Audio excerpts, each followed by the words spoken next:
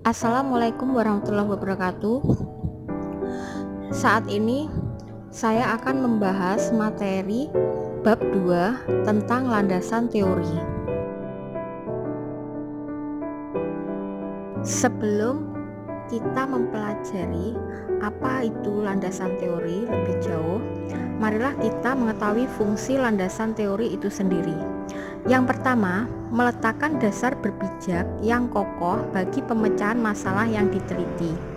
Kedua, mempertegas variabel-variabel yang menjadi pusat perhatian penelitian. Ketiga, menentukan atau merumuskan hipotesis penelitian. Dan yang keempat, memasukkan rumus-rumus yang akan dipakai. Unsur pokok landasan teori. Yang pertama, penelitian terdahulu. 2. Tinjauan dan kajian pustaka. 3. Teori hubungan antar variabel. 4. Kerangka teoritik atau kerangka pikir. 5. Formula hipotesis. 6. Hipotesis operasional.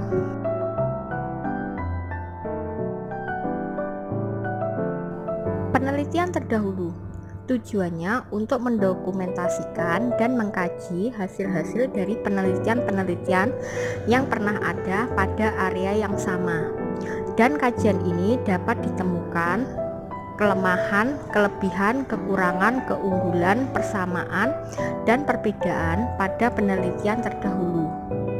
Satu variabel minimal memiliki satu literatur. Artinya, jumlah tergantung dari jumlah variabel atau setiap variabel harus ada literatur pendukung. Berikut ini adalah contoh penelitian terdahulu.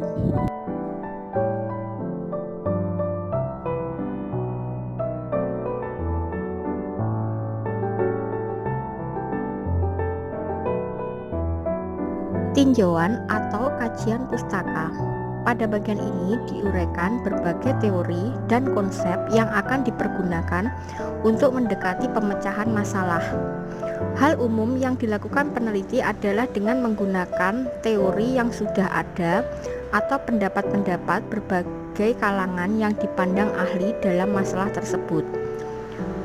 Kemudian, hasil dari pengungkapan teori akan mengarahkan hipotesis penelitian yang akan diturunkan. Berikut contoh tinjauan atau kajian pustaka.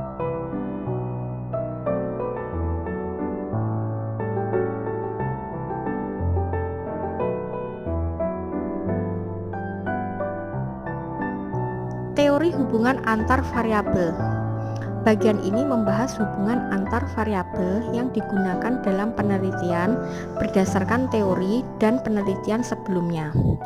Teori ini yang melandasi hubungan atau pengaruh variabel bebas terhadap variabel terikat. Di sini saya tampilkan sebuah contoh dari teori hubungan antar variabel.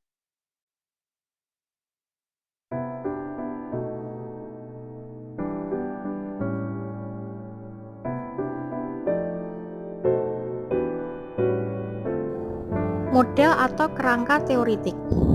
Model empirik dimaksud untuk memperjelas inti dari bahasan teori termasuk variabel-variabel yang berpengaruh. Model dapat berupa bagan atau gambar atau rumusan matematis yang menunjukkan hubungan atau pengaruh antar variabel yang telah dijelaskan dalam landasan teoritik.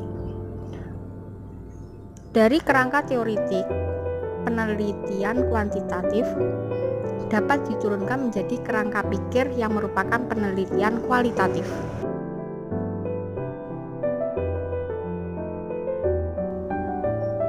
Berikut saya berikan contoh kerangka teoritik dari sebuah skripsi.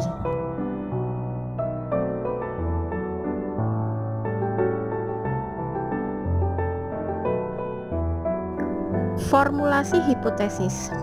Hipotesis merupakan dugaan atau suatu kesimpulan awal yang bersifat sementara yang akan dibuktikan kebenarannya setelah data lapangan diperoleh. Dari rumusan masalah kemudian dijabarkan secara teoritik sehingga peneliti akan mengetahui dan dapat merumuskan hipotesis penelitian. Penelitian bersifat deskriptif atau eksploratif, tidak memerlukan formulasi hipotesis. Secara teknis, hipotesis diformulasikan dengan kalimat yang diawali dengan kata-kata seperti berikut. Yang pertama, ada hubungan antara titik-titik dengan titik-titik. Kedua, ada pengaruh antara titik-titik terhadap titik-titik. Jika perbedaan antara titik-titik dengan titik-titik, jikalau atau apabila titik-titik maka titik-titik.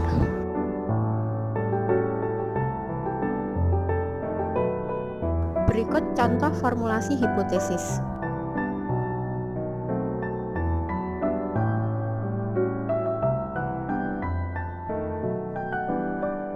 Hipotesis operasional. Formulasi hipotesis belum dapat dibuktikan kebenarannya sehingga belum dapat digunakan untuk pengambilan kesimpulan penelitian. Karena itu diperlukan penyusunan dalam bentuk hipotesis nol dan hipotesis alternatif, baik dalam bentuk kalimat atau formulasi matematis atau statistika. Bagian ini hanya digunakan untuk penelitian kuantitatif.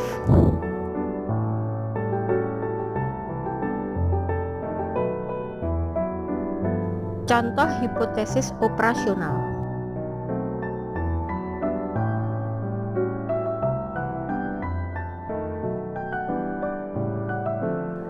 Demikian perkuliahan kali ini, semoga bermanfaat. Terima kasih. Wassalamualaikum warahmatullahi wabarakatuh.